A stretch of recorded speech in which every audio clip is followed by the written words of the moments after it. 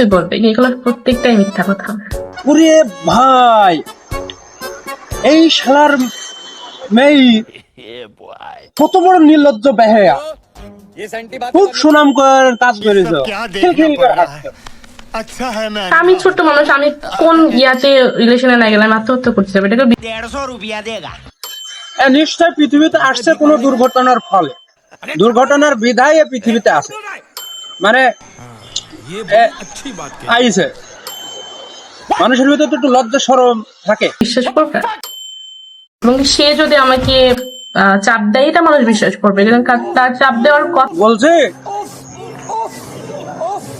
রাজু চাচা বললো নাকি 3 মাস, কথা কি সত্য?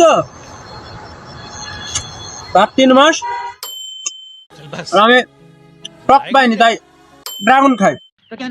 আছে, মানে সে এ ধরনের মানুষ, এমন ক্যারেক্টারের মানুষ, তার দ্বারা এগুলো পসিবল। তার একা হয় নাই, আমারও তো হয়েছে। কথা আছে সব পাখিতে মাছ খায়, মাছরাঙ্গার দোষ হয়। রাজু কাকার একটু টুনটুনির দোষ আছে। सुन लो मेरी बात, ठीक তাহলে है? এমন थोड़े मैनर सीख लो, एटिकेट গিলা গিলে যায় सीख लो, রাজু চাচা কর अपना काम धंधा বুঝলে ढूंढो। এখন লাভ নাই। 3 মাসের প্রেগনেন্ট হোক আর 8 মাসের প্রেগনেন্ট হোক, এই ঠেলা তোমার নিয়েই লাগবে চাচা। না, এটা পুরোনোই সাজানো, কোনো অ্যামাউন্টের কোনো অফার আমাকে দেওয়া হয় নাই, এবং দিলেও সেটা আমি অ্যাকসেপ্ট করবো না কখনো, কারণ টাকা পয়সা। তোমার স্কুলের ছাত্ররা নাকি সব তোমার জাতির দুলা হয়ে বানাচ্ছে, আমরাও বানাচ্ছি। এবার চাটি চাটি খাচ্ছি, তাই না?